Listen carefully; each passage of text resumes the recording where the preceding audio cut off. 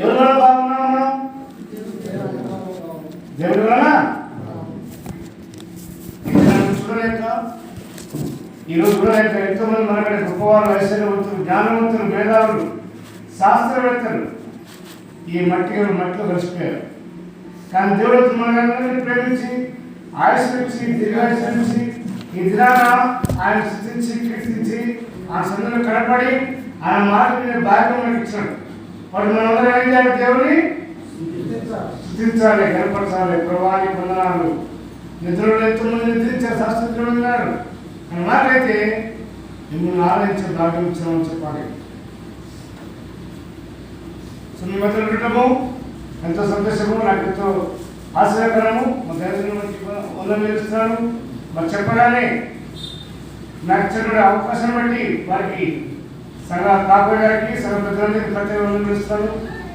మరి నాకు ఇదేనా ఇక్కడ ఉత్తరం అందించాలని తప్పుడు రైలు చెప్పినప్పుడు మరి ప్రార్థించుకొని ప్రభుత్వ అనుమతితో రావడం జరిగింది.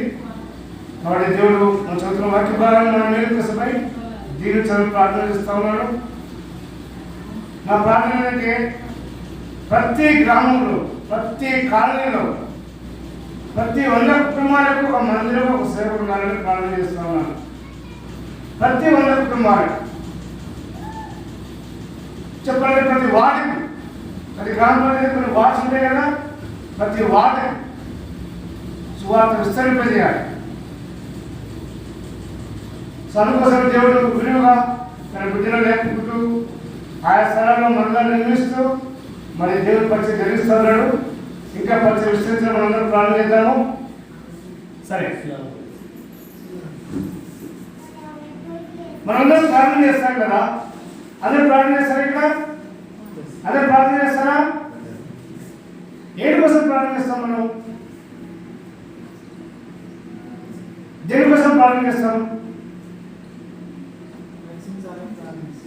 రక్షించాలి, ప్రార్థించాలి, ఇంకా అవసరాలు తీరాలి. దేవుని మయపరచడం గుడ్ ఆన్సర్. అందులో మంచి ఆన్సర్ చెప్పాడు. ఇంకా అక్కడ చెప్పండి, మీరు ప్రార్థన చేయరా అమ్మా? రాజ్యం కోసం. Okay, good. ఇంకా సో మనమందరము దేవునికి ఆశీర్వాదం పొందాలని, దేవునికి మేలు పొందాలని మనమందరం ప్రార్థన చేస్తాము కదా.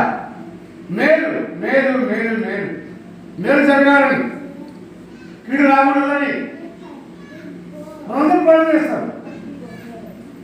మరి మేలు అంటే ఏంటిది, ఆశీర్వాదం అంటే ఏంటిది, అది చూసుకుంటాం ఈరోజు. కీర్తన ఎన్ని అధ్యాయాలు ఉన్నాయి? కీర్తన గ్రంథంలో ఎన్ని అధ్యాయాలు ఉన్నాయి?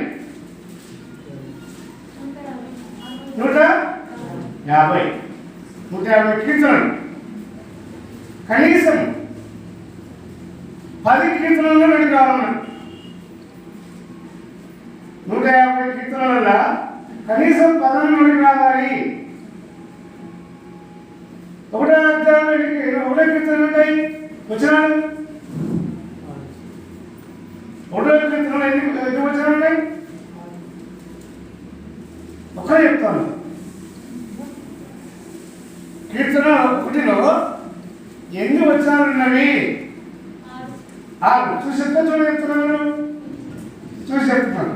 ఇప్పుడే నేర్చుకుంటారు, కాకపోతే మీరు. ఓకే, 23వ కీర్తన ఎన్ని వచనాలు? 23వ కీర్తన 6. 1వ కీర్తన 6, 23 కూడా 6 వచనాలు.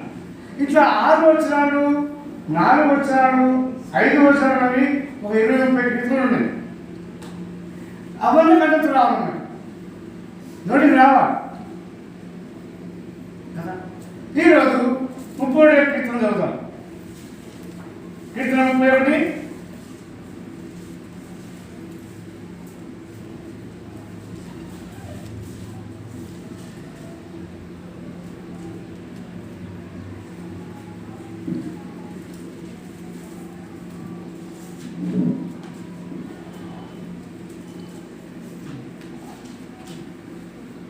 31:19 వచ్చిన అందరం కలిసి గట్టి చూద్దాం.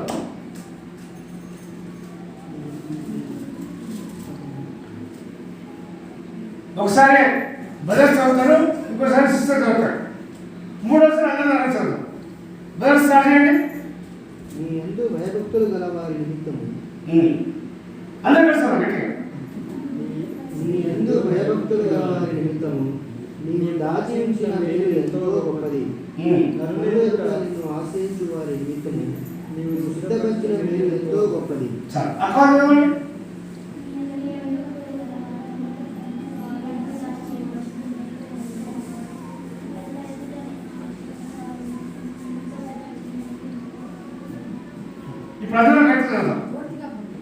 నీ యందు భయభక్తులు గల వారి నిమిత్తము నీవు దాచి ఉంచిన మేలు ఎంతో గొప్పది.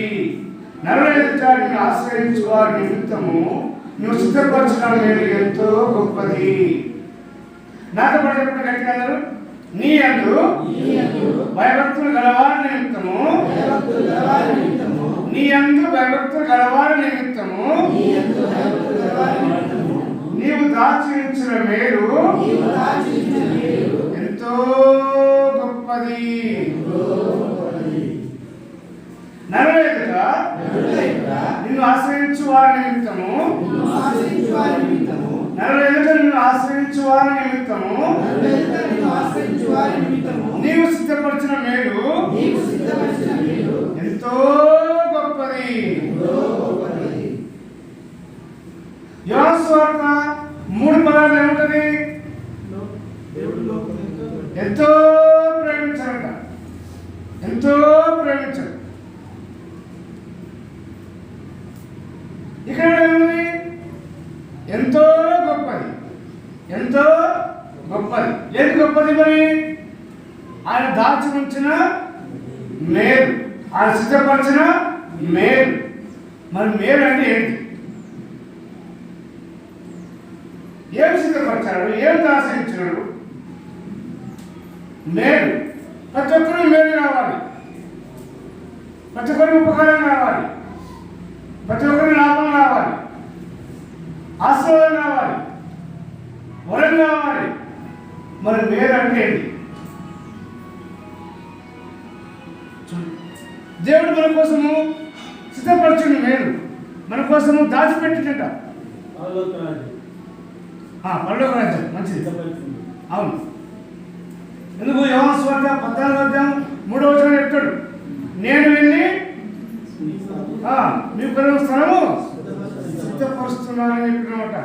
నేను చోట మీరు ఉండలాగున నేను వెళ్ళి మీకోసం స్థలము సిద్ధపరుస్తా ఉన్నాను. మీరు ఆయన పుట్టినప్పుడు ఏం రాబడ్డది? యేసులో పుట్టినప్పుడు ఏం రాబడ్డది? ఆ సత్రంలో స్థలం లేనందున ఆయనను పశుల తొట్టిలో పడుండబెట్టింది. సృష్టికర్తకు భూమి మీద స్థలం లేదు, ఆయన పుట్టినప్పుడు స్థలం లేదు. కానీ ఏమంటున్నారు ఆయన? నేను మీకు స్థలము సిద్ధపరుస్తాను. ఆకాశ పక్షులకు గూళ్ళున్నాయి, నెక్కలకు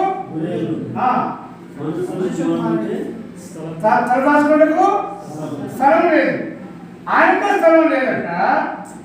మరి ఆయన స్థలం సిద్ధపరుస్తాడట. చూడండి, ఆయన పుట్టినప్పుడు స్థలం లేదు, చెట్టులో ఎక్కాడు. ఆయన పెరిగినప్పుడు స్థలం లేదు, అరణ్యంలో ఉన్నాడు. కైకున్న దేవుడు మీకోసం స్థలము సిద్ధపరుస్తానని చెప్తున్నాడు.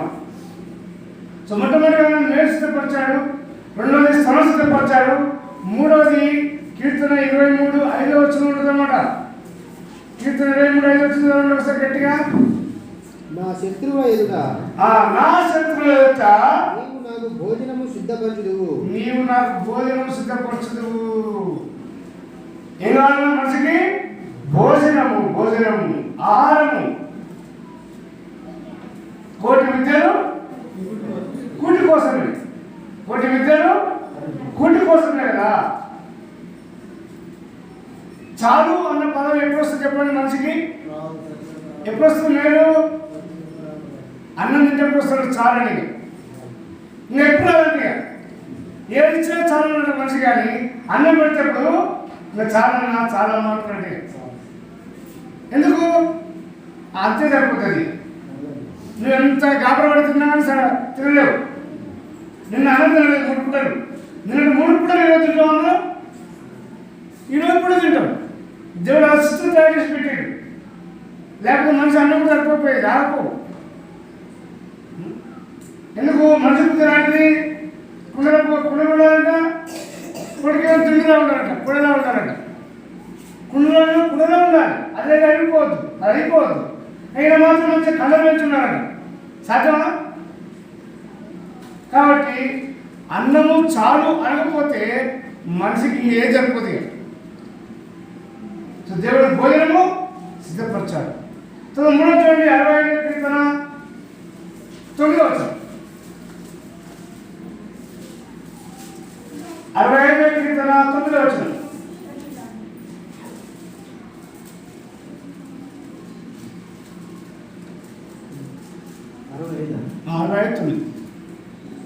నీవు భూమిని దర్శించి దాన్ని తడుపుచున్నావు, దానికి మహిమైశ్వర్యము కలగజేయుచున్నావు. దేవుని నది నీళ్లతో నిండి ఉన్నది. నీవు భూమిని అట్లు సిద్ధపరిచిన తర్వాత వారికి ధాన్యము దయచేయుచున్నావు. చూడండి, దేవుడు ఏం చేసిన భూమిని సిద్ధపరుస్తా ఉన్నాడు. ఎందుకోసం? భూమిని ధాన్యం రావడానికి. ధాన్యమే మహిమైశ్వర్యం. ఈ భూమి మీద పంట పండకపోతే మనుషులు ఏమవుతున్నా ఏం తింటారు? ఇక డబ్బులు తింటారా, బంగారం తింటారా? ధాన్యం ఇస్తున్నాడు దేవుడు. ధాన్యం లేకపోతే మన బతుకు దరిద్రం అయిపోతుంది. ధాన్యం భూమిని సిద్ధపరిచి మనందరి కోసం ఏం చేస్తున్నా? ధాన్యం అనుగ్రహిస్తా ఉన్నాడు. ధాన్యము మొట్టమొదటిది మేలు సిద్ధపరచాడు, రెండవది స్థలం సిద్ధపరచాడు, మూడవది భోజనం సిద్ధపరచాడు, నాలుగవది ధాన్యం సిద్ధపరచాడు, పంటను సిద్ధపరచాడు దేవుడు కదా. ఈ విధంగా దేవుడు మన కోసము సిద్ధపరుస్తా ఉన్నాడు. మరి ఇంతకు మేలు అంటే ఏంటిది? మేలు అంటే ఏంటిది? సామెత 18:20 చూడమని చెప్పండి, ట్రై చేయండి. మీరు తప్పు చెప్తారు, మీరు ఎక్కేసారి పెట్టండి. నేను సామెతలు 18:20 మేలు. భార్య దొరికిన వారికి మేలు దొరికెను. భార్య దొరికిన వారికి ఎన్నో అధ్యాయము? 18వ అధ్యాయం. ఎన్నో వచనము? 22వ వచనం. నాకు అనిపించింది దేవుడు ఈ 18వ అధ్యాయము 22వ వచనానికి ఇచ్చాడు. అధ్యాయమేమో 18, వచనమేమో 22. ఎందుకు ఇచ్చాడు? 31 పెట్టవచ్చు కదా, 15 అధ్యాయం వచ్చు కదా. అంటే నాకు తలం ఏంటంటే 18 ఏళ్ళు పెళ్లి చేసుకోవాలి. అమ్మాయి 18 ఉండాలి, అబ్బాయికి 22 ఉండాలి అన్నమాట. దేవుడు మనకు మంచి ఆశ పెట్టినాం.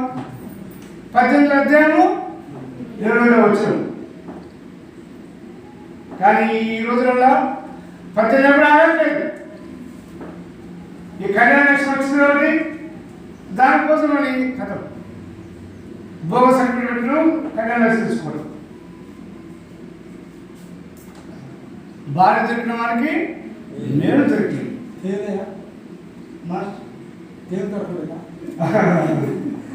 ఎవరికి చెప్పినట్లయితే కదా.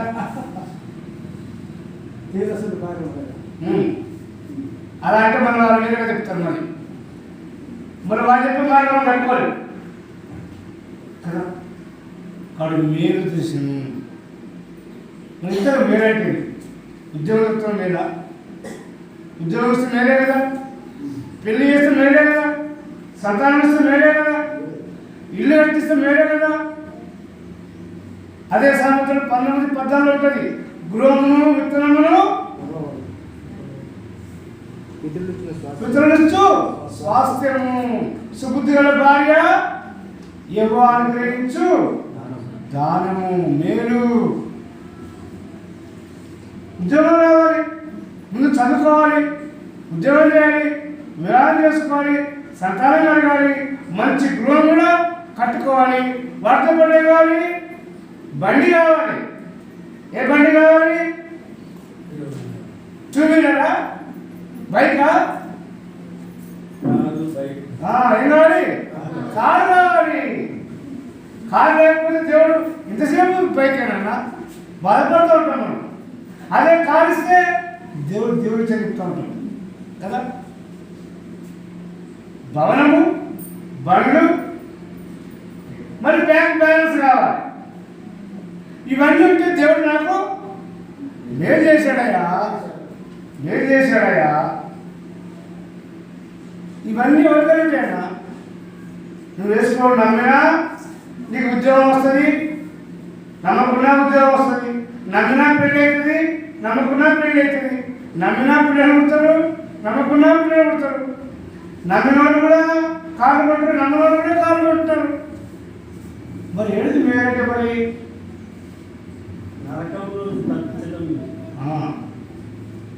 అన్న చెప్తున్నాడు, నరకంలో వచ్చి తప్పించబడ్డాడు. ఎందుకు? మన బాగా పరిచయం కదా. ధనవంతుడు, దరిద్రుడైన లాజరు. ధనవంతుడు ఏం చేశాడు? భూమి మీద సుఖపడుతూ వచ్చాడు, ఇష్టం వచ్చాడు అనమాట. ఎన్ని ప్యాషన్ వచ్చాడు. కానీ లాజరు ఏం చేశాడు? ఆయన తినడానికి తిండి లేదు, ఆయన తినడానికి ప్లేట్ లేదు, ఉండటానికి ప్లాట్ లేదు. ప్లేట్ లేదు, మరి ప్లేట్ ఉంది, ప్లాట్ ఉంది, లేకపోతే ఆగిపోతున్నాయి మనం అన్నీ ఉన్నాయి. ఆ ధనవంతుడికేమో రకరకాల ప్లేట్లు, ఎన్నో ప్లాట్లు ఉన్నాయని. ఈ లాజరుకైతే ప్లేట్ లేదు, ప్లాట్ లేదు. కానీ దేవుడు ఏం చేశాడు? పరలోకంలో ధనవంతుని మించినటువంటి ఐశ్వర్యం సిద్ధపరచుడు దేవుడు.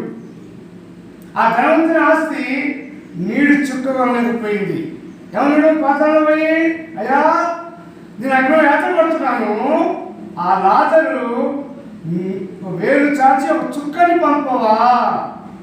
చూడండి, ఈ భూమి మీద ధనము నీడు చుక్క కూడా ఇవ్వలేదు. మరి దేవుడు చూడండి, ఆ లాజరు ఏం చేశాడు? అబ్రాహాము రొమ్ములు సిద్ధపరిచాడు, అబ్రాహాము రొమ్ములు సిద్ధపరిచాడు. చిన్నప్పుడైనా వాళ్ళ మమ్మీ వాళ్ళ డాడీ రొమ్మున ఎత్తుకొని తిరుగుడనే తెలియదు, కానీ ఇప్పుడేం చెప్తా ఉండు? అబ్రాహాం ఎత్తుకొని తిరుగుతూ ఉండు కదా. ఈ ఊరికి కేసీఆర్ వచ్చి ఏమి ఆ బాబు ఎత్తుకొని తిరిగి ఎలా ఉంటుంది? చెప్పండి, అందరూ స్టేటస్ ఆయన ఉంటాడు. ఇక ఈరోజు వాట్సాప్ మొత్తం మారిపోతుంది కదా. మన పాస్టర్ గారు ఎత్తుకున్న కేసీఆర్ వచ్చి ఎత్తుకొని దగ్గరకు వచ్చి భుజం కట్టి, బాగున్నావు అన్నగారు, నా కోసం ప్రార్థన చేయని నీకు వచ్చి చెప్తే ఎంతో దేవుడు ఎంతో నాకు ధైర్యం లాగా. కేసీఆర్ చెప్తే సిద్ధపరచుడు, అబ్రాహాము సిద్ధపరచాడు మనం కదా. కాబట్టి మేమంటే చదువుకోవడము, ఉద్యోగం రావడము, పెళ్లి చేసుకోవడము, పిల్లలు కలగడము, బండ్లు మారడము. ఇక్కడ సైకిల్ ఉంది, ఇక్కడ బైక్ వచ్చింది, బైక్ పోయింది, కారు వచ్చింది, కారు పోయింది, ఫ్లైట్ వచ్చింది. ఇక్కడ ఒక అంతస్తు ఉన్నది, 4 అంతస్తులు కట్టుకున్నాడు, ఒక ఎకరం ఉన్నది, 5 ఎకరాలు అయింది. ఇది కాదు మేలంటే ఏదో చూద్దాం. కీర్తన 19:72,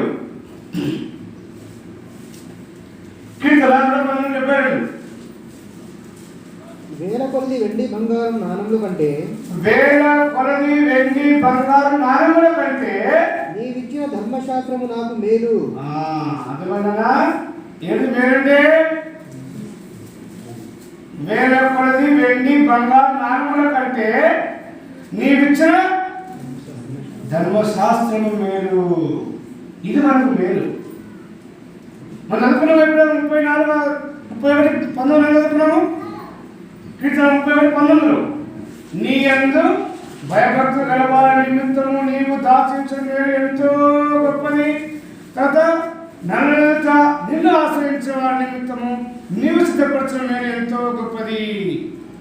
దావీదు మహారాజు చెప్తాడు, ఆ మేలు ఏంటంటే ఆయన ఇచ్చిన ధర్మశాస్త్రము. ఇప్పుడు నాతో కూడా చెప్పండి, అలా చేయండి. కీర్తన 19:72.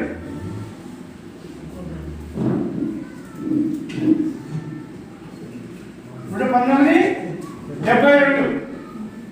వేల కొలది వెండి బంగారు నాణముల కంటే, వేల కొలది వెండి బంగారు నాణముల కంటే నీవిచ్చిన ధర్మశాస్త్రము నాకు మేలు. ఎవరంటే ఈ మాట చెప్తున్నా? దావీదు మహారాజు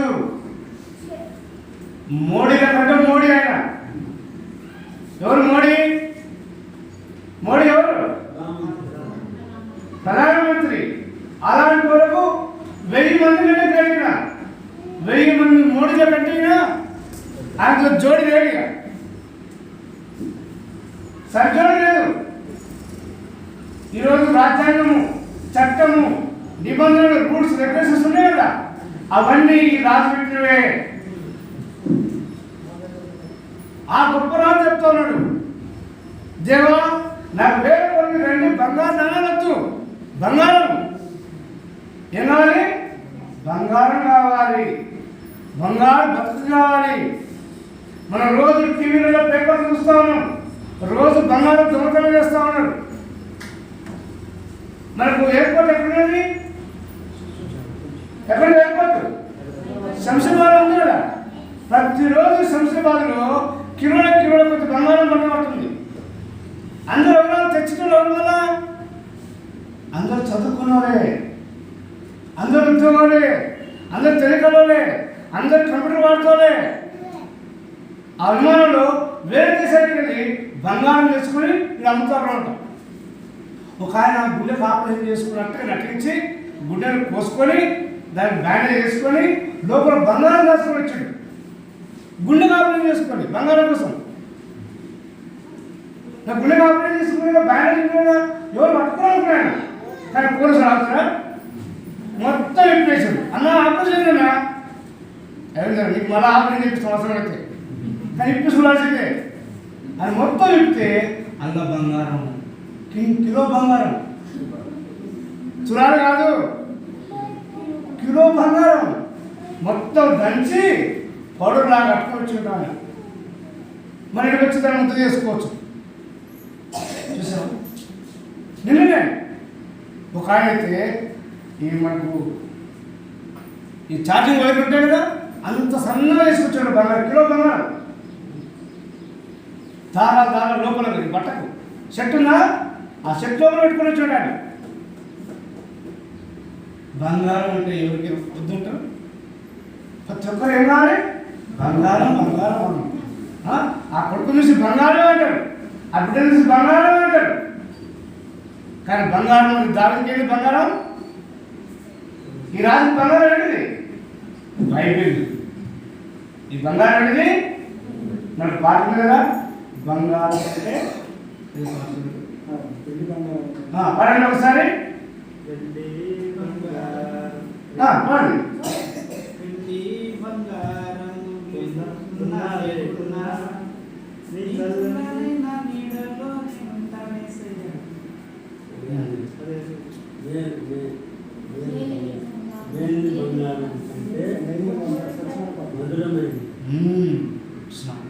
బంగారు కంటే మేలైనది దేవుని వాక్యము.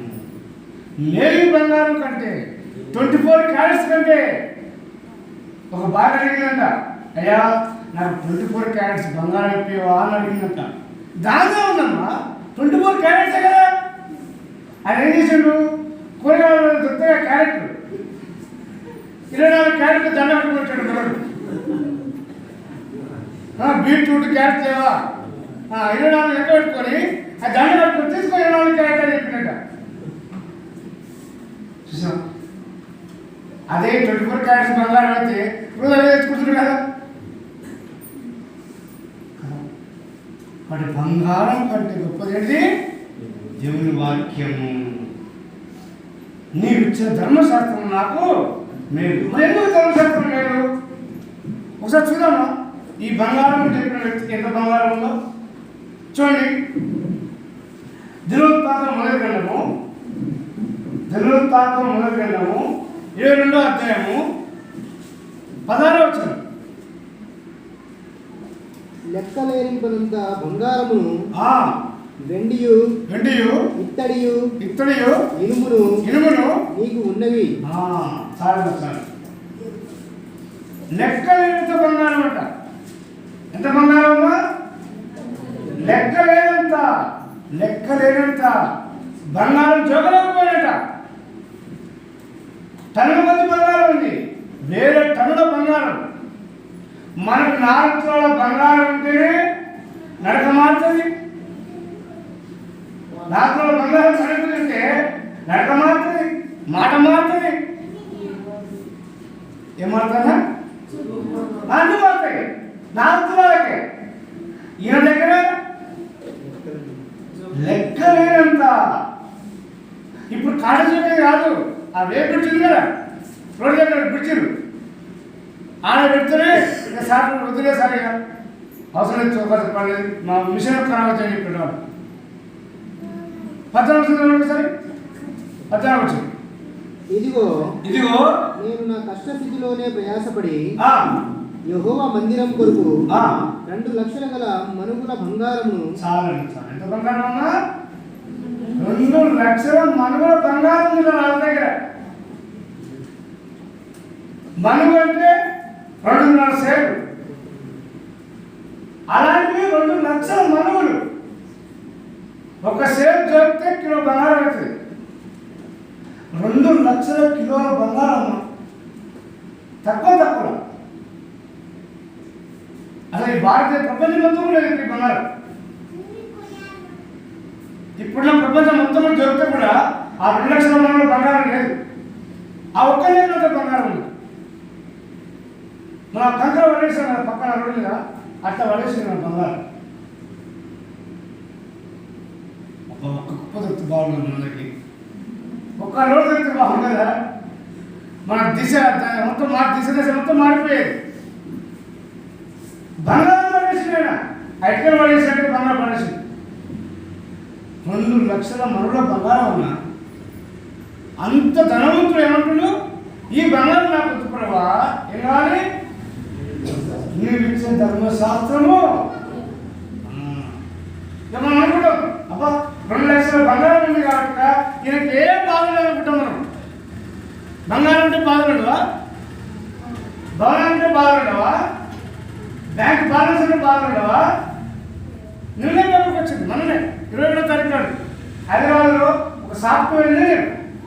ఏవేరు సాఫ్ట్వేర్ అంటే పుట్టుకు అవుతుంది అంతే, సాఫ్ట్ ఉంటుంది ఉంటుంది. ఇట్లాంటిది అయిపోద్ది. ఆయన పొద్దున ఇట్లా ఉంటుంది అంతే. ఏలేదు సాఫ్ట్వేర్ ఇంజనీర్ దాదాపు ₹1,00,000 జీతం ఉంటుంది. భార్య భర్తలు 2 కంపెనీలో పనిచేస్తారు. ఒకటే బిడ్డ 7 సంవత్సరాలు, పెళ్ళై 10 సంవత్సరాలు అయింది. ఏముంది తెలియదు. హైదరాబాద్ పెద్ద అపార్ట్మెంట్ పెట్టుకున్నాడు ఆయన. భార్యకు బిడ్డకు కూలింగ్లో విషయం ఇచ్చి తాపి వాళ్ళు నచ్చినాక ఈయన ఉద్దేశం చచ్చిపోయింది. బ్యాంక్ బ్యాలెన్స్ ఉంది, బంగారం ఉంది, 4 కిలోల కారు ఉంది, బండలు 40 ఇల్లు కట్టుకున్నాడు. మరి ఏమైందన్నా? నేను పేపర్కి వచ్చింది, జీవలేని జీవితం నాకు వద్దని ఒక సాఫ్ట్వేర్ ఇంజనీర్ చచ్చిపోయాడు. 21 సంవత్సరాల అబ్బాయి. వరంగల్లో పెద్ద ఇంజనీరింగ్ కాలేజ్ ఉంది, NIT అంటారు దాన్ని, నేషనల్ ఇన్స్టిట్యూట్ ఆఫ్ టెక్నాలజీ. ఆ వరంగల్ కాలేజ్ సీట్ రావాలంటే 1000 మందితో పోటీపడాలి. అంత పెద్ద మేధావి 21 ఏళ్ళకే విరక్తి వచ్చేసి చచ్చిపోయాడు. 21 సంవత్సరాల అబ్బాయి. మరి ఏంటి? డబ్బులు లేవా, చదువు లేవా, బండ్లు లేవా, భూములు లేవా, అన్నీ లేవు కదా అమ్మా.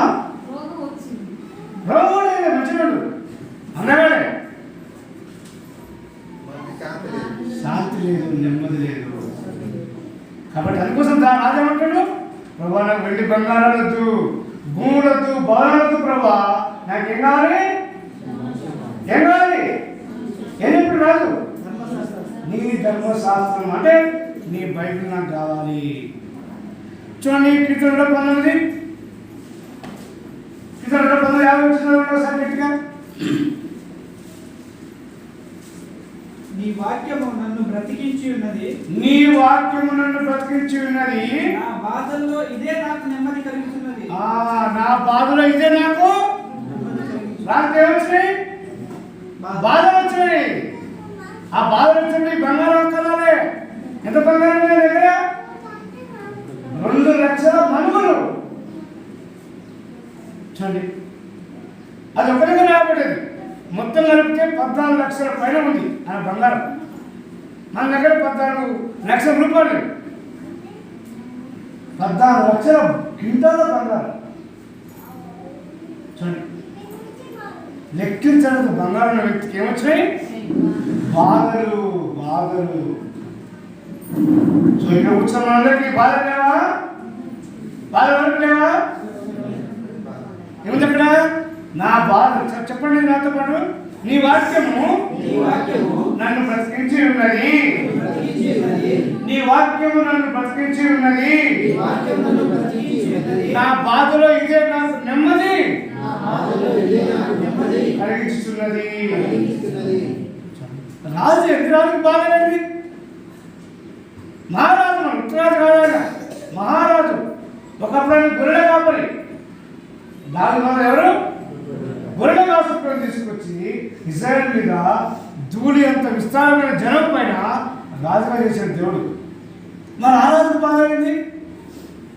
చూడండి, సమూయేలు మొదటి గ్రంథము 30వ అధ్యాయం.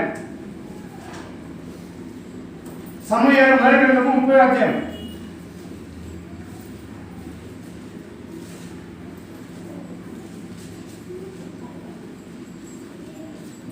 చూడండి, దావీదును అతని జనులను 3వ దినమందు సిక్లాగునకు వచ్చిరి. అంతలో అమాలేకీయులు దండెత్తి దక్షిణ దేశం మీదను సిక్లాగు మీదను పడి కొట్టి దానిని తగలబెట్టారు. అన్నా ఏం చేశారు? ఆ ఊరిని తగలబెట్టారట. తగలబెట్టి ఈయన ముందు ఊరు మొత్తం తగలబెట్టారు కదా. ఊరు తగలబెట్టారమ్మా, మొత్తం తగలబెట్టేసారు. చూడండి కింద 2వ చూడండి. గనులేమి అల్పులేమి అందులోనున్న ఆడవారందరినీ చెరపట్టుకొని చంపక వారిని తీసుకుని వెళ్ళిపోయింది. అందరినీ ఆడవాళ్ళు మొత్తం పట్టుకుని పోయారంట. వాళ్ళు నమ్మడం వల్ల చూడండి, వారు ఎక్కడ అడ్రస్ లేదు. వాళ్ళు ఇష్టమే చేస్తారు. ఊరు నిలబెట్టారు, ఆడవాళ్ళకి అడ్రస్ కూడా చేశారు. 3వ చూడండి. దావీదును అతని జనులను పట్టణముకు వచ్చి అది కాల్చబడి ఉండుటయు తమ భార్యను కుమారులను కుమార్తెలను చెరలోనికి కొనిపోబడి ఉండుట చూచి ఇక ఏడ్చుటకు శక్తి లేకపోవడంతో బిగ్గరగా ఏడ్చిరి. ఎవరేడ్చారు? దావీదు మహారాజు. ఆయన పట్టణంలో పెట్టారు. ఆయన భార్య పిల్లలందరూ ఎత్తుకుపోయారు. ఏం చేయాలో అర్థం కావట్లేదు. ఎవరేపటిది అక్కడ? ఏడ్చుటకు శక్తి లేదు. బిగ్గరగా డీజే మూతం అయితే కదా, అంతకంటే మూతం అవుతుంది ఏడుస్తుంటే. ఈయన ఏడుపు చూసే డీజే కనిపెట్టాడు. అంత గట్టిగా ఏడుస్తా ఉన్నాడు. చూడండి. 5వ వచనం. ఇశ్రాయేలు వారైన అహీనోయమును కర్మేలీయుడైన నాబాలు భార్య అయిన అబీగాయిలు అను దావీదు ఇద్దరు భార్యలను ఇద్దరు భార్యలు వేసిపోయారు. ఈయన రాజుగారి భార్య కూడా చనిపోతే జైలు వేసేసాడు. అంత బాగుంటాడు. అప్పటికే అరణ్యంలో ఉన్నాడు. ఇట్లా లేడు. ఆయన కొడుకు, ఆయన మామ తరుగుతారు ఇద్దరు కలిసి రాజుగారిని. ఆయన ఇంటి పట్ల ఉండలేదు. అన్ని కష్టాలే, అన్ని బాధలే. ఇప్పుడు చూస్తే ఊరు తరగడిపోయింది. ఊరు జనాలు మొత్తం పక్కసిపోయారు. చివరికి నా భార్యను కూడా చెరపట్టుకొని జైలు వేసేసారు. మీరు కింద మళ్ళీ ఇంకేం చేస్తున్నారు? దావీదు మిక్కిలి దుఃఖపడెను. మరియు ఉమ్, తమ తమ కుమారులను బట్టి ఉమ్, కుమార్తెలను బట్టి ఆ, జనులందరికీ ప్రాణములు విసిగినందున ఆ, రాళ్ళు రవ్వి రాళ్ళు రువ్వి చంపుదుము రండని ఆ, ఇంకేం చేస్తారు రాజుగారిని? రాజుగారికి ఏం చేస్తారు? రాజు పట్టుకొని చంపాలని అనేకున్నారు ఆయన దగ్గర. పట్టణాలపడి బాధపడ్డాడు, ఊరు జనాల మధ్య తీసుకుని బాధపడ్డాడు. చివరికి ఇద్దరు భార్యలు జైలు పెట్టేసి బాధలో ఉంటే ఎదురుగా ఏం చేస్తారు? ఇదంతా జరిగింది జీవన రాజా అని రానెత్తి చంపుతా ఉన్నారు.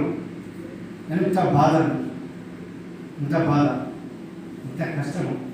ఇప్పుడు ఏమిటైనా ఆలోచనలో చంపుదము రండని వారు చెప్పుకొనగా దావీదు తన దేవుడైన యెహోవాను బట్టి ధైర్యం తెచ్చుకొనెను. అదన్నా దావీదు తన దేవుని యెహోవాను బట్టి ధైర్యం తెచ్చుకొనెను. ఎంత బంగారం ఉన్నాయి దగ్గర? 14 లక్షల బరువుల బంగారం ఉన్న వ్యక్తి ఆ బంగారం బట్టి ధైర్యం రాలేదు. ఆయన బంగారం ధైర్యం ఇవ్వలే, ఆయన రాజకీయం ధైర్యం ఇవ్వలే, ఆయన భూములు ధైర్యం ఇవ్వలే, ఆయన సైన్యం ధైర్యం ఇవ్వలే. ఎవరిచ్చిన ధైర్యము? దేవుని యెహోవాను బట్టి ధైర్యం తెచ్చుకున్నాను. ఆ రాజుకుంటే ఎవరు? ఈయన దగ్గర అన్నం తినలే, ఈయన అన్నం పెట్టుకున్నారు అందరూ. ఈయన అన్నం తిని ఈయన కేసులు పెట్టారు. అందుకోసం దావీదు చెప్పాడు, నా బాధలో నీ వాక్యం నాకు నెమ్మది కలిగించింది, ధైర్యం వచ్చింది. అందుకోసం దావీదు ఇప్పుడు వేల కొలది వెండి బంగారు నాణ్యముల కంటే నీవు ఇచ్చే ధర్మశాస్త్రము మేలు. అసలు పిల్లలకు బంగారం ఒక్క రాలేదు, బాధలు వచ్చినాయి. యెహోవా వచ్చాడు, యెహోవా ధర్మశాస్త్రం ఆయన రక్షించింది. కాబట్టి మేరేంటి ఏమిటి చెప్పండి? మేరేంటి? యెహోవా ధర్మశాస్త్రము. ఇంకా రండి 9 రోజుల్లోని కీర్తనలు 9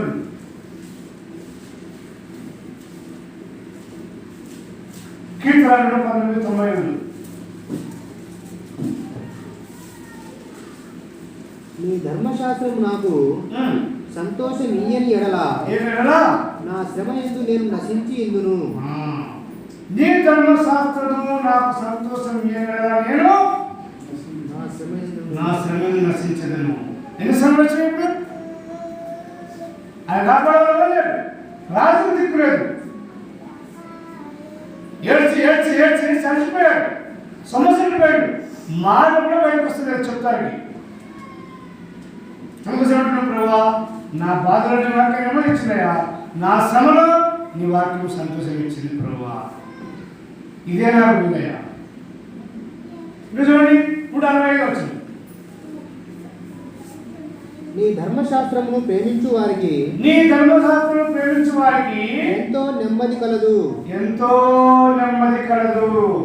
మనిషికి ఏం కావాలన్నా? నెమ్మది. నెమ్మది బంగారం కాదు, భూములు కాదు, పంట కాదు, ధాన్యం కాదు, నీ బంధువులు కాదు, ఎవరు కాదు. ఏం కావాలి నీకు? నెమ్మది కావాలి. ఎక్కడుంది నెమ్మది? మరి ఎక్కడుంది నెమ్మది? యెహోవా ధర్మశాస్త్రంలోనే నెమ్మది ఉన్నది. మనకు యెహోవా ధర్మశాస్త్రంలోనే నెమ్మది ఉన్నది.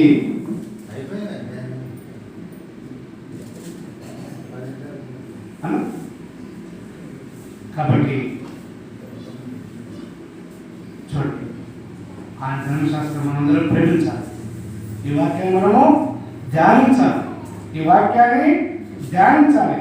జనుల వాక్యాన్ని దోచుకోవాలి, దేవుని వాక్యాన్ని దోచుకోవాలి, దేవుని వాక్యాన్ని దాచుకోవాలి, దేవుని వాక్యాన్ని రాసుకోవాలి, దేవుని వాక్యాన్ని చూసుకోవాలి, దేవుని వాక్యంతో సరి చేసుకోవాలి. సరి చేసుకోకపోతే చివరికి కోసుకోవాల్సి వస్తుంది కదా. దేవుని వాక్యాన్ని ఏం చేయమంటున్నా? దోచుకోవాలి దేవుని వాక్యాన్ని. రెండోది దాచుకోవాలి, మూడవది రాసుకోవాలి, నాలుగవది చూసుకోవాలి, ఐదవది సరి చేసుకోవాలి. ఇవన్నీ లేకపోతే కోసుకోవాల్సి వస్తుంది. ఏమున్నది? దేవుని వాక్యము నోట్లో ఉండాలి, నోట్స్లో ఉండాలి.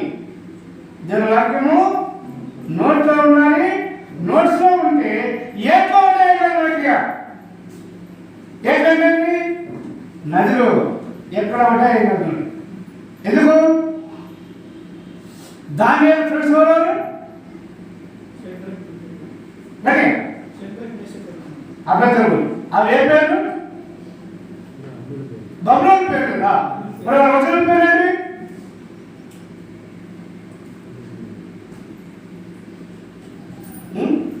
అనన్యా, అజర్యా, మిషాయేల్. అనన్యా, అజర్యా, మిషాయేల్. నేను వాడికి ఏం పేరు పెట్టండి? H dam. హెచ్ అంటే అనన్య, డి అంటే డానియేల్, ఏ అంటే అజర్యా, ఎం అంటే మిషాయేల్. హెచ్ అంటే 100% అన్నమాట. హెచ్ కాదు, ఓకేనా? హెచ్ డ్యామ్ 100% డ్యామ్ లాగా వాళ్ళు అంకులు ఎక్కడ వేశారు? అభిమానులు కాలేదా? ఎందుకు కాలేదు? దేవుడి వాక్యం వాళ్ళలో ఉన్నది, లోపల దేవుడి వాక్యం ఉంది, కాలేదు వాళ్ళు. మరి ఎట్లా పడితే కాల్తరా? ఎలా సంవత్సరం పాలైపోయింది కదా. కాబట్టి దేవుడి వాక్యం అంతా ఉంటే ఇంకా ఏది అక్కర్లేదు. అందుకోసం పాట పడతాం కదా, నీ మాట చాలయ్యా, నీ చూపు చాలయ్యా. ఆయన మాట ఎక్కడే మరి మాటలు చాలు. కాబట్టి ఈ మాట మనం దాచుకోవాలి. ఇంకా చూడండి, ఇప్పుడు 9 వచ్చిన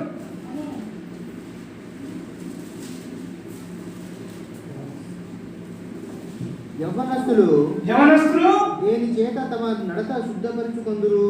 ఎవరు దేని చేత నడత శుద్ధిపరచుకుందరు? నీ వాక్యమును బట్టి దాన్ని జాగ్రత్తగా చూచుకొనుట చేతనే కదా. ఈరోజు యవనస్తులు అంటే ఎవరు? టీనేజ్ 13 to 19 అంతే టీను వాళ్ళు యవనస్తులు. ప్రతి ఒక్కరు యవనస్తులే, ప్రతి ఒక్కరు యవనస్తులే. బైబిల్లో వ్యక్తులు యెహోషువ ఫ్రెండ్ ఎవరు? కాలేబు. ఏం పేరు? కాలేబు. మనకి జిల్లా ఇష్టం, కాలేబు ఇష్టం. ఏం పేరున్నా? యెహోషువ ఫ్రెండ్ ఎవరు? కాలేబు. ఆయన నవాబు కదా. ఆయన మాట్లాడు, నా వయసు 85 సంవత్సరాలు, నా వయసు 85 సంవత్సరాలు. దేవుడు 45 ఏళ్ళప్పుడు ఎంత బలం ఉన్నదో 85 ఏళ్ళకు కూడా అంతే బలం ఉంది. ఆయన ఏమన్నాడు? 85 ఏళ్ళ యవనస్తులు నేను ఇప్పుడు 85 ఏళ్ళ యవనస్తుని. ఇక 85 ఏళ్ళు పైన ఉన్నా, 85 ఏళ్ళు దాటం వల్ల అంత మనందరం ఉన్నట్టు యవనస్తులే. 35 మొత్తం యవనస్తులే. అర్థమైందా? కాబట్టి నడుము రాదు, ఈ రోజు ప్రతి ఒక్కరు యవనస్తులే, ప్రారంభంత వరకు యవనస్తులే. అందుకోసం చూడండి, అమ్మమ్మ అంటే ఎక్కడ కోపం వస్తాం. ఎక్కడ కూర్చొని అమ్మమ్మ అంటున్నావు? నేను అమ్మమ్మ పడుతున్నా? అమ్మమ్మనే ఇక్కడ అమ్మమ్మ ఇవ్వకూడదు, తాత అంటే ఇవ్వకూడదు. తాత కూర్చున్నావా? పరిగెత్తాడు నాకు నన్ను అది సవాల్ చేస్తావే, 60 ఏళ్ళ సవాల్ చేస్తావే. మన ముసలి వెళ్ళడం మరి ఎవరిస్తావే? మరి ఇక్కడ కూర్చొని చెప్పారు ఎవరు? యవనస్తులే, యంగ్ యూత్ పెరిగినప్పుడు యూత్ పెరిగేది. అందులో ఎవరు? ముందర ఎవరు? You are youth, you are young. యంగ్లో వాళ్ళు మొట్టమొదటి వేస్తారు, యు ఆర్ యూత్ కదా. కాబట్టి ఎవరు అంటే మనం అందరం వస్తాం. ఇక్కడ చాలా మంది నాకు ఇస్తున్నారు, బాబు నేను ఆయన కుదరదు, 3 పూట్ల అన్నం ఇచ్చిన అంటే ఎవరు వస్తున్నారు? ఎవరు ఏమన్నా దేవుని చేత శుద్ధిపరచుకుంటారు. నీ వాక్యం బట్టి దాన్ని జాగ్రత్తగా పుట్టుకొచ్చేది కదా. జాగ్రత్త. ఇంగ్లీష్ ఎవరు? కేర్. కేర్ స్పెల్లింగ్ ఏంటమ్మా? సిఏ. ఎందుకు కేర్ కా స్పెల్లింగ్ అంటే ఆ కేర్ లో ఈ తీసిస్తే ఏమవుతుంది? కాదు. కాదు అంటే జాగ్రత్త చూసుకుంటావో దేవుని వాక్యం ఎక్కువ చూసుకోవాలని కేర్ వచ్చినాడు అక్కడ. ఓకే, దేవుని వాక్యాన్ని కేర్ చూసుకుంటే నీకు కేర్ హాస్పిటల్తో పర్లేదు. దేవుని వాక్యాన్ని కేర్ చూసుకోకపోతే చివరికి కేర్ హాస్పిటల్ మన అడ్రస్ అసలు ఒక ఆయన వాట్సాప్ పెట్టిన అన్న ఇంతకుముందుకు అమ్మమ్మ ఇంటికాడ ఉంటున్నాం కాబట్టి మాటి అమ్మమ్మ ఇంటికి పోతున్నామన్నా, ఇప్పుడు హాస్పిటల్ ఉంటున్నాం కాబట్టి మాటి హాస్పిటల్ పోతున్నామని చెప్పినాడు. ఇప్పుడు అమ్మమ్మ లేదు, హాస్పిటల్ అమ్మమ్మ అయిపోయింది, డాక్టర్ కాదు అయిపోయాడు, ఆ నర్స్ ముందు అయిపోయింది కదా. కాబట్టి కేర్ హాస్పిటల్ పోతున్నారంటే ఏం చేయాలి? దేవుని వాక్యాన్ని కేర్ఫుల్గా ఉంచుకోవాలి. కింద నా పూర్ణ హృదయంతో నిన్ను వెతికి ఉన్నాను, నన్ను నీ ఆజ్ఞలు విడిచి నీ వాక్యం విడిచి రాజు చెప్తా ఉన్నాడు.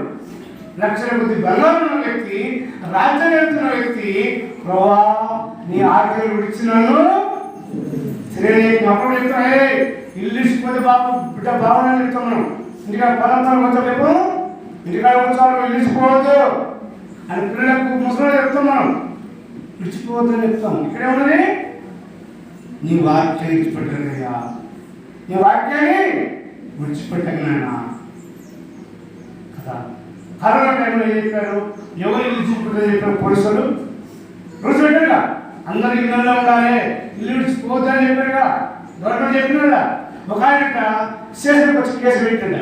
అయ్యా కరోనా టైంలో మన దొంగలు పడి దోసుకుపోయాయని చెప్పినాక ఆ కేసు పెడితే వచ్చిన ఏం చేశాడు పోలీసులు? ఆయన కొట్టాడు. అదే నన్ను కొట్టండి. నీకేం చెప్పాను? నీకేం చెప్పావు? ఇల్లు విడిచిపోతాను కదా, నువ్వు చేసి పెట్టుకోను.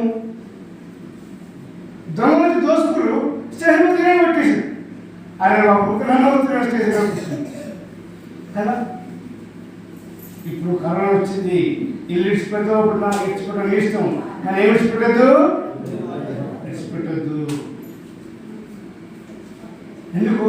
యవనస్తులు, యవన కాలం. ఏం చేయాలి? యవన కాలం చూడండి. విరామ గ్రంథము 3:27 విరామ వాక్యము 3:27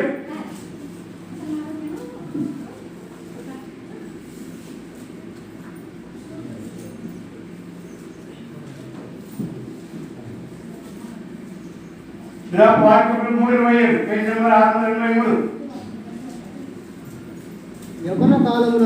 యవన కాలమున ఆడి మోయుట నరునికి మేలు, నరునికి మేలు.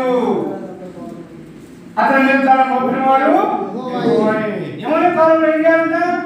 యెహోవా కాడి మోయుట నరునికి మేలు. యవన కాలంలో యెహోవా కాడి మోస్తే, యవన కాలంలో యెహోవా కాడి మోస్తే నీకు ఎంతో మేలు. ఆ మేలు అంటే యవన కాలంలో యెహోవా కాడి మోస్తే నీకు సరే జోడు దొరుకుతాను. అందుకోసం భార్య దొరికిన వాడికి మేలు దొరికింది. ఆ మేలు దొరకాలంటే నువ్వేం చేయాలి? ఇప్పుడు కాడి ఎత్తుకోవాలి. దేవుని వాక్యమైన కాడి, దేవుని వాక్యమైన పరిచర్య. ఈ కాడిని మనం ఎత్తుకొని తిరిగితే ఎంతో మేలు. కాబట్టి మనం అనుకుంటాను కీర్తన 31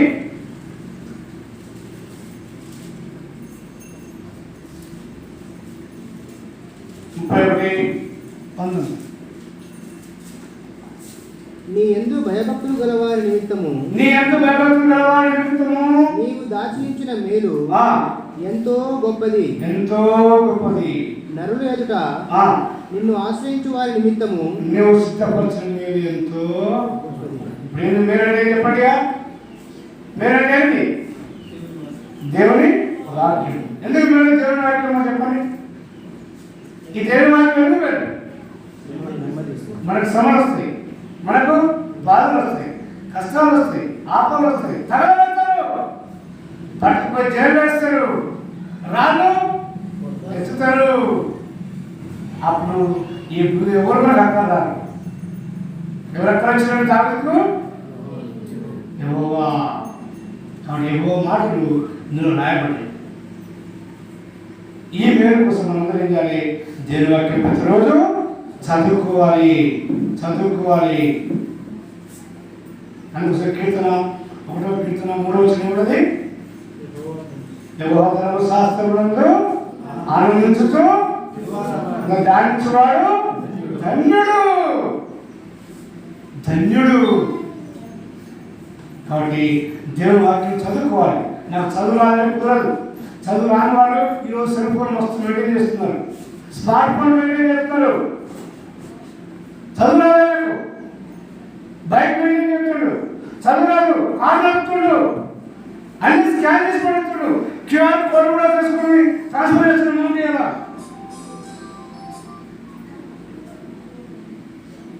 కదా ఇంత టెక్నాలజీ డెవలప్ చేసుకుని నువ్వు మన దేవుని వాక్యాన్ని చదవాలి.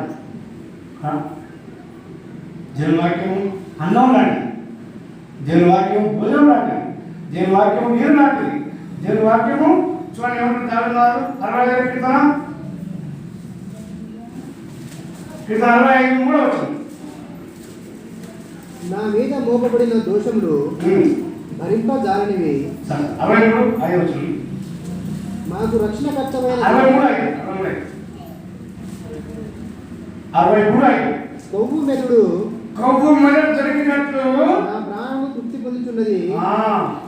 ఉత్సాహించుచు పెదవులతో నా నోరు నిన్ను గురించి గానము చేయుచున్నది. నీ ప్రాణం నా ప్రాణము తృప్తి పడాలంటే, ఉత్సాహంగా ఉండాలంటే దేవుని వాక్యమును మనం ఉత్సాహం చదువుకోవాలి. దేవుని వాక్యం సంతోషం చదువుకోవాలి. దేవుని వాక్యాన్ని ఉత్సాహం చదువుకోవాలి. అప్పుడు నీ ప్రాణము ఉజ్జీవంతో ఉంటుంది, నిలబడుతూ ఉంటుంది. కౌగు మెడల్ మన ఫంక్షన్లలో కూర్చుంటాము, ఆ మటన్ ప్యాకెట్ వస్తున్నది, అన్నం పెట్టడానికి తెలుగు చూస్తున్నాము. మటన్ ప్యాకెట్ ఎవరు తెస్తున్నాం? మటన్ ప్యాకెట్ రాదు. అందుకోసం మధ్య ఫంక్షన్లో మటన్ పెడతలేరు, అదే ట్రైన్ పెడుతుంది. ఇప్పుడు మొహం చూసి మొత్తం కంప్లీట్ చేస్తుంది. మొదటి ప్యాకెట్ ఫస్ట్ రౌండ్గా అయిపోతుంది. ఆ ముక్కల కోసం చూస్తారు. ఎవరైనా చాలా పెడతారు అంటే చాలా అయిపోయిందా ముక్కలు కావాలా? నేను ఎవరనుకున్నా? పెళ్లి కొడుకు మామన్నా, నేను పెళ్లి కొడుకు బావయ్యా అది చెప్పరా మనకి. ఈ సైడ్ చూస్తున్నాం అందరం.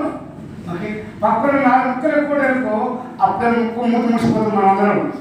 అరే ఇదేదో మొహం చూసేట్లు చెప్తున్నావు కదా. ఒక్కప్పుడు పోదండి, అద్దెగా మనం కళ్ళలు వస్తాయా? ఏం రావు. ఒక ముక్క తక్కువైతే సుఖం తెప్పిస్తాం మనం కదా. కొవ్వు మెదడు ఆ మూల దొరికినప్పుడు మహారాజా నేను పిలుస్తున్న మహారాజా ఎలా ఉంటుందా? అప్పుడు ఎవరు కూడా పర్లేదు. టేబుల్ కొడితే ఆ మూల దొరికినప్పుడు ఎక్కడలేని అది గిట్ట ఉంటుంది కదా. ఆ ఆనందం. కొంతమంది అయితే ప్లేట్ కడగాల్సిన పర్లేదు, పెరిగేసుకొని లాస్ట్కు దగ్గర క్లీన్ చేస్తారు. ఎందుకు? అలా మజా ఉంది, తింటా ఉంటే తృప్తి వస్తుందా? దేవుని వాక్యాన్ని అలా చదువుకోవాలి. మీరు దేవుని వాక్యాన్ని దాచుకోవాలి. మన డబ్బులు దాచుకుంటాము మంచిదే. దేవుని వాక్యాన్ని చదువుకో. బాధలు వచ్చినప్పుడు, శ్రమలు వచ్చినప్పుడు, కష్టాలు వచ్చినప్పుడు, రానెత్తుకొని చంపినప్పుడు కాపాడేవాడు. కాబట్టి దేవుడు మనకి ఉపయోగించాలి. దేవుని వాక్యం ఉపయోగించాలి. అందరికీ